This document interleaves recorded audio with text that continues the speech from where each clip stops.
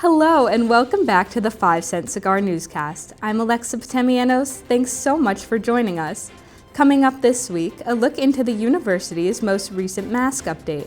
Then, how the Gender and Sexuality Center celebrated Trans Day of Visibility. And as always, make sure to stick around for your Rhody Sports Corner.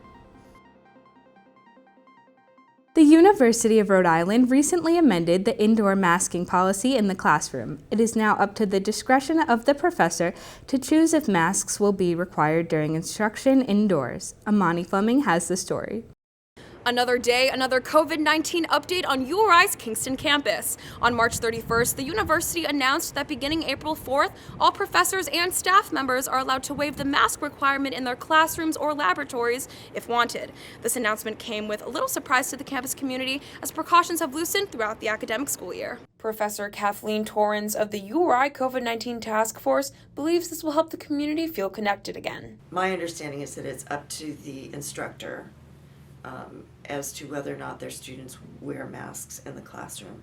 And I started thinking about that, and I thought, as an instructor, I would much rather see my students' faces. However, she believes that while this is a positive step forward, respect amongst and for each other must remain a top priority. I think that the bottom line is that it boils down to respect for each other and recognizing that while everyone has been affected by the pandemic, some people have been more than inconvenienced, but that they've been, tragically touched, or just their lives have been made incredibly difficult as a result of the pandemic. Torrens says the task force still has many concerns, including how to assimilate those students feeling isolated from 2 years of remote learning. How are we going to approach our students in the fall?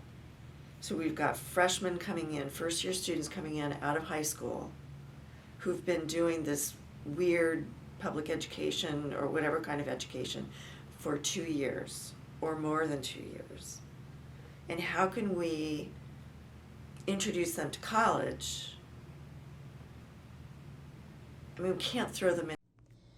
She's hopeful that the university is prepared to pivot in the event of another outbreak or worse, and that students feel supported. I do hope that in the senior leadership level that there are conversations being had to ensure that if we have to do that again, it's not going to hurt as much. With just over a month to go before the semester wraps up, URI wants to continue to remind the entire community to remain respectful of those choosing to continue to wear their masks, regardless of the reason. Health services will continue providing COVID-19 testing on campus on weekdays from 8:30 to 4 and on weekends from 10:30 to 3.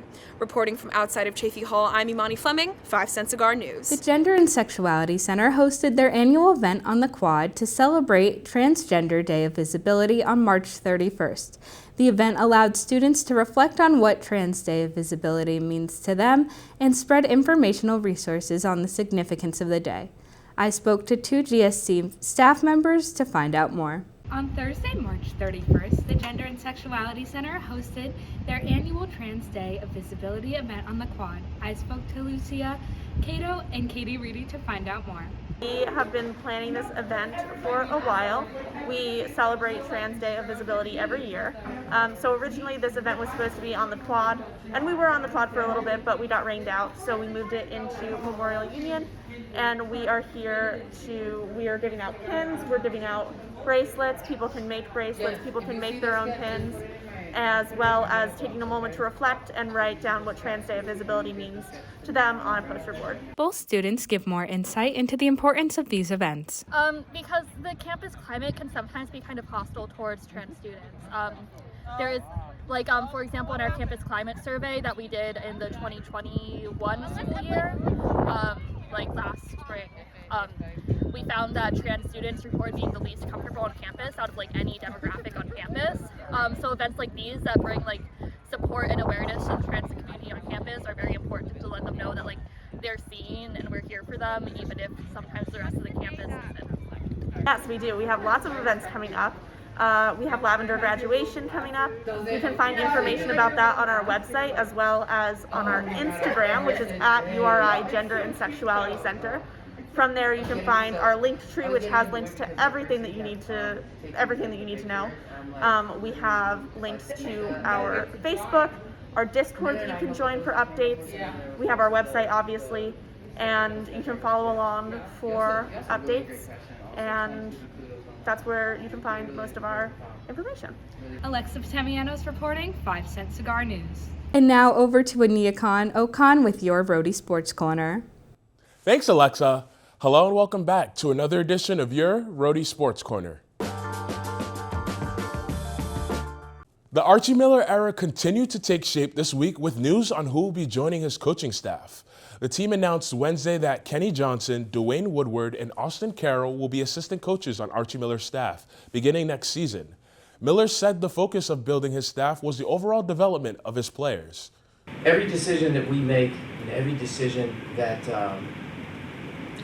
we have to center things around our players. We're going to be a program that takes great pride in the total development of our kids. And this group has great appreciation, I think, for not only the program, the players that have been here, the coaches that have been here in the past, but also just what can be done as we move forward. So it was an easy conversation to have with a lot of people just in terms of being able to attract the staff. It wasn't one that we had a very hard time putting together. After a rough weekend, the softball team returned home Tuesday for a short break from conference play. They welcomed in-state rival Bryant, hoping to break their 10-game losing streak. With more on how they did, here's our own Zach Austin. We start things off right away in the first inning. Susan Harrison up at bat for Rhode Island, and she sends Skylar Rapuano home from second base with an RBI single to give Rhody the first score of the game. The Rams' lead didn't last long, however. With the bases loaded, Liz Lynchard hit Bryant's batter to advance Carlin Hernandez home. A walk shortly after would give the Bulldogs a 2-1 lead after 2 innings. Now in the top of the third inning, Alexis Clancy gets it done all by herself. She beams this one far beyond the outfield for a solo home run, extending the Bryant lead 3-1. The Rams weren't done yet, however. Bottom of the fifth, Harrison gets out on a fly to right field, but Sammy Villarreal slides her way home for a run. The effort wasn't enough, however. Bryant claims in-state bragging rights over the Rams. Final score 4-2. Zach Austin, 5 Cent Cigar Sports. The men's lacrosse team's undefeated start came to an end in their last outing against Northeastern. Fortunately for them, they had a chance to bounce back a few days later when they took on bitter rival Bridgewater State. The two teams battling for first place in the division in this one. Rams up 3-0 in the first quarter. Hunter LaFrance sprints past his defender and fires a shot into the 5-hole to add to the Rams' lead. Bridgewater State got on the board on their next possession thanks to a heads-up play from Devin Soren, who finds Jake Lynch for the score. Now 4-2, Lynch scores again in transition to make it a one-score game. But it would be the Rams' night. LaFrance, once again showing off his speed, races past his defender and scored his second of 4 goals on the night. And check out the celly at the end. Rams win this one by a score of 15-10.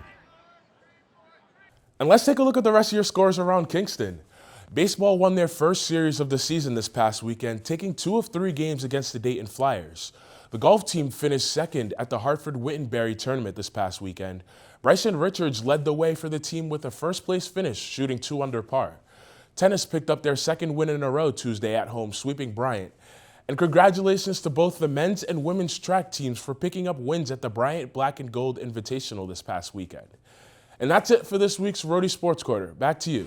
That's all we have for you this week at the 5 Cent Cigar Newscast. As always, make sure to check us out at rhodycigar.com and follow us on Twitter at Rhody Cigar. Reporting from Kingston, I'm Alexa Potamianos. Stay safe, Rhody.